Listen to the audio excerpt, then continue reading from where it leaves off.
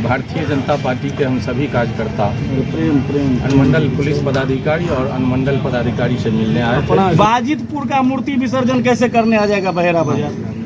टखराम का मूर्ति विसर्जन कैसे करने आ जाएगा बहेरा बाजार? प्राथमिकी स्पष्ट कह रही है, एक विशेष समुदाय के द्वारा मूर्ति पर हमला किया गया, पथराव किया गया। तो प्रशासन के माने साथ बैठ करके प्रयास में है कि दोषी आदमी बचे नहीं। साहब से एसडीओ साहब बात की है, उसमें तो हमको लगता है जो कि एसडीओ साहब कुछ न कुछ सकारात्मक।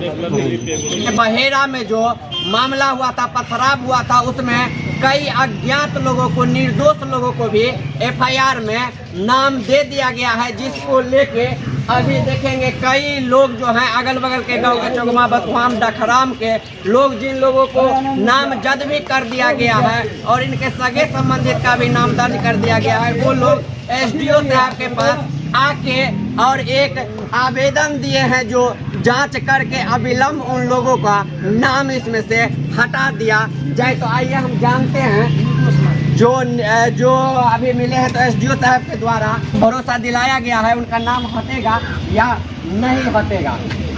क्या नाम हुआ आपका? मुनियाल जी, अभी आप आए हैं एसडीओ साहब से मिले, एसडीओ साहब से आप लोगों का क्या वार्ता हुआ? हम लोगों का डिमांड था कि भारतीय जनता पार्टी के हम सभी कार्यकर्ता अनुमंडल पुलिस पदाधिकारी और अनुमंडल पदाधिकारी से मिलने आए थे कि भाई जो निर्दोष लोग हैं, आपके एफआईआर के मुताबिक आपके जो दंडाधिकारी मौजूद थे, उन्होंने स्पष्ट एफआईआर में लिखा है लूटे के किछो एक पक्ष के द्वारा फलना जगह से रोड़ाबाजी हुआ। और जब मजिस्ट्रेट साहब वहाँ नियुक्त थे, पुलिस बल नियुक्त था, तो निश्चित रूप से उनके साथ वीडियोग्राफी भी हुआ होगा। तब ये बहुसंख्यक लोग जो वहाँ उपस्थित नहीं थे, उनका नाम देना उचित नहीं था। और यही मांग हम लोगों ने किया है कि आप अपने सीसीटीवी फुटेज या चाहे वीडियोग्राफी जो आपका प्रशासन या जो वहाँ मजिस्ट्रेट साहब प्रतिनियुक्त थे, उनके द्वारा जो कैमरा में कैद है उपद्रवी का, उन लोगों पर कार्रवाई नहीं होके केवल, और जो गैर उपद्रवी लोग वहाँ थे, सामाजिक कार्यकर्ता लोग थे, उनको भी नामित किया गया है और उनको जेल के अंदर डाल दिया गया है। तो हम लोगों का यही डिमांड था कि वैसे लोगों को, जो निर्दोष लोग हैं, उसको तुरंत रिहा करिए और जिनका नाम गलती से एफआईआर में चल गया है, उन सबको सुपरविजन करके अनुमंडल पुलिस पदाधिकारी अविलंब उनको हटा दें। पिंटू जी हैं हमारे साथ। तो एक चीज़ कहिए, अभी मार्केट में भी है और लोग कहते हैं कि जिसको प्रशासन ने लाइसेंस दिया था डीजे जुलूस निकालने का, उन सभी पे एफआईआर कर दिया गया। तो कैसे एक तरफ प्रशासन खुद से लाइसेंस दिया और खुद से एफआईआर भी कर दिया गया, क्या कहना? नहीं, सबसे पहली बात तो मैं आपको बता दूं, लाइसेंस देने के लिए प्रशासन द्वारा आदेशित किया जाता है, निर्देश दिया जाता है, और मैं जो एक्चुअल जो बात है वो मैं रखता हूँ जो स्पष्ट है जी। और प्रशासन को जब पूजा कमेटी के द्वारा आवेदन दिया जाता है कि मुझे आप लाइसेंस निर्गत करिए, तो एक भी पूजा कमेटी को लाइसेंस निर्गत नहीं किया जाता है। और उनका जो आवेदन वहाँ पे पड़ा हुआ था, उस आवेदन के आलोक में ये नहीं देखा गया कि बाजितपुर का मूर्ति विसर्जन कैसे करने आ जाएगा बहेरा बाजार, टखराम का मूर्ति विसर्जन कैसे करने आ जाएगा बहेरा बाजार। उन सभी पूजा कमेटी के जो भी नामित पदेन अध्यक्ष, उपाध्यक्ष या जो भी हैं, उन सभी सदस्यों को इसमें जो है इन्वॉल्व कर लिया गया है प्राथमिकी में। और प्राथमिकी स्पष्ट कह रही है, एक विशेष समुदाय के द्वारा मूर्ति पर हमला किया गया, पथराव किया गया, तब जाकर दूसरी समुदाय उग्र हुई।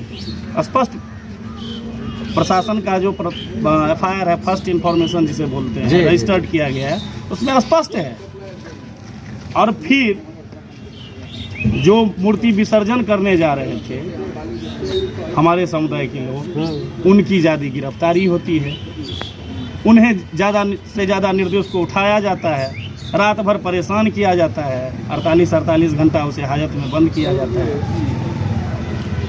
और मैं बता दूं आपको, उपद्रवियों का नाम फर्स्ट इंफॉर्मेशन रजिस्टर जो हुआ है एफआईआर में मात्र 47 है, और जिन पे पथराव हुआ है उपद्रवियों द्वारा वो है 114। क्या मानसिकता दर्शाता है प्रशासन का, बताइए। तो कहीं ना कहीं प्रशासन एक पक्ष का बचाव कर रहा है। ऐसी कोई बात नहीं है। प्रशासन जब हम लोग वहाँ पे पहुँचे तब से लेकर के और अभी तक प्रशासन जो है शांति व्यवस्था कायम हो उसमें पूरा जद्दोजहद कर रही है।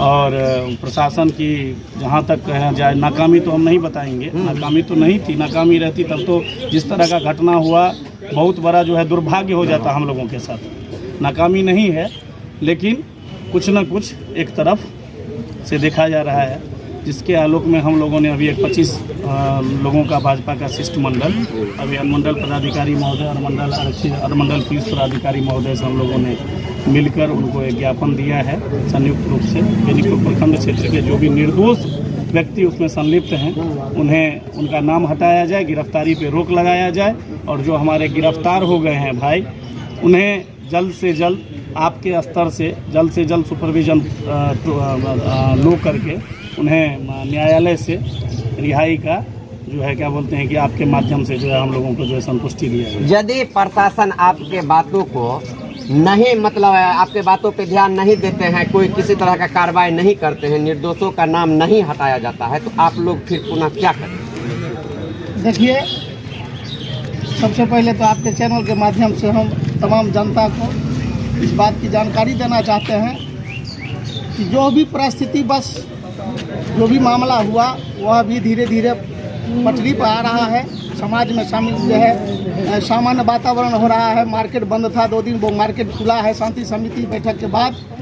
और हम लोग प्रशासन के माने साथ बैठ करके प्रयास में है कि दोषी आदमी बचे नहीं, उसका सही जांच हो, और जो निर्दोष आ गया है धोखा से नाम दर्ज में या अंदर जेल के हाजत में बंद हो गया है, वैसे आदमी को प्रशासन सही जांच करके फुटेज के आधार से है ना उसको बरी करे। शंकर जी साहब से बात किए हैं, वो जो आप लोगों को भरोसा दिए हैं उससे आप कितना संतुष्ट हैं?